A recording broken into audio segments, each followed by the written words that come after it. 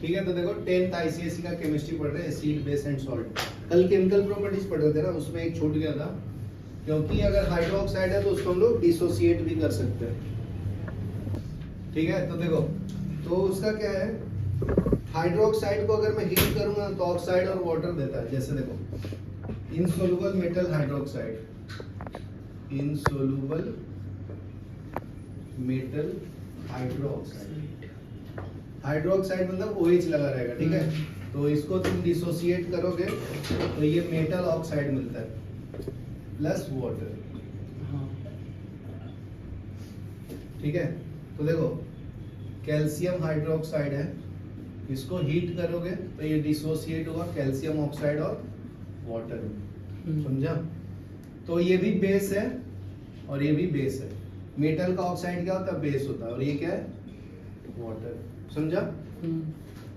तो उसी तरह से एक और लिख लो, कॉपर हाइड्रोक्साइड CuOH2, इसको भी हीट करूंगा तो क्या मिलेगा? Copper oxide plus H2। ठीक है, तो अभी नेक्स्ट पढ़ते हैं हम लोग न्यूट्रलाइजेशन रिएक्शन। तो न्यूट्रलाइजेशन रिएक्शन कल भी पढ़ाया था ना, क्या होता है बताओ? जिसमें न्यूट्रल रहते हैं क्या? सॉल्यूशन। हाँ, जब एसिड बेस आपस में मिलते हैं तो उसको प्लस माइनस न्यूट्रलाइजेशन रिएक्शन बोलते हैं। नहीं, एसिड बेस मिलके क्या देता है? सॉल्ट देता है, सॉल्ट एंड वाटर, तो इसको न्यूट्रलाइजेशन रिएक्शन ही बोलते हैं। जैसे देखो, अगर मैं बेस लेता हूँ NaOH और एसिड लेता हूँ HCl, बताया था सर। हाँ, तो ये क्या मिलेगा? NaCl प्लस वाटर ना, हाँ, H2, इसको न्यूट्रलाइजेशन रिएक्शन बोलते हैं। उसी तरह से हम लोग वाटर को भी डिसोसिएट कर सकते हैं। जैसे H2 है तो ये क्या मिलेगा? H प्लस और OH माइनस ना। हाँ, समझा? तो हम लोग चेक कैसे करेंगे? जिसके पास H प्लस होगा उसको क्या बोलते हैं? एसिड, और जिसके पास OH होगा बेस। तो इसके लिए चेक करने के लिए एसिड है कि बेस है, उसके लिए हम लोग pH स्केल बोलते हैं उसको, pH स्केल। तो एक साइंटिस्ट थे, नाम था इनका सोरेनसन, इन्होंने इसकी खोज किया था। सोरेनसन साइंटिस्ट का नाम नहीं पूछते ना? नहीं पूछते नहीं, छोड़ो। ठीक है, तो इसने कैसे डिफाइन किया था pH को? pH को डिफाइन किया था negative power of log of H plus ion concentration. ठीक है, इसका बेस है 10, ये क्या है? H प्लस आयन का कॉन्सेंट्रेशन, H प्लस लॉगरिथम कैसा आ गया? कॉन्सेंट्रेशन। ठीक है, बहुत सिंपल है, मैथ्स में 7th में था। 7 ठीक है। में नहीं था। तो देखो, इसको मैं सॉल्व करके बताता हूँ कैसे सॉल्व करते हैं।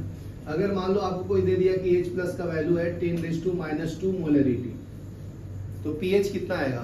Power of hydrogen. pH का मतलब क्या है? Power of hydrogen. ठीक है, तो इसमें सॉल्व करेंगे, pH equal to minus log of 10⁻²। समझा? ये वैल्यू डाल दिया H की जगह पे 10⁻², तो ये -2 पावर बाहर आता है, प्रॉपर्टी है लॉग का, log m⁻n, तो ये क्या आएगा? n log ऑफ, हाँ, ये पढ़ा था। तो ये क्या आएगा? Minus of -2 log of 10 to the base 10 रहेगा तो 1 होता है, तो इसके आंसर 2 आया ना pH का वैल्यू। समझा? H2। तो उसी तरह से और सॉल्व कर सकते हैं। अगर मान लो कोई दे दिया सेकंड सम कि H प्लस आयन का वैल्यू है 10⁻⁻⁴, तो pH कितना आएगा? सिंपल है, 4 कर देंगे। 4 देखो यहाँ पे 2 था तो 2 आंसर है, 4 है तो 4, सिंपल है। +4। हाँ, तो pH equal to minus log of 10⁻⁻⁴, कितना आता है? Minus of -4 log of 10 to the base 10, ये क्या आएगा? 1, ये आएगा 4 आंसर pH का वैल्यू। ये समझा? ऐसे सॉल्व करते हैं।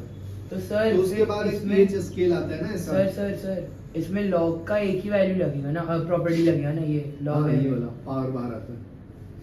ठीक है, तो देखो ये pH स्केल है, तो यहाँ पे pH का वैल्यू 0 से स्टार्ट होता है, यहाँ 7 है, ये 14 है pH का वैल्यू।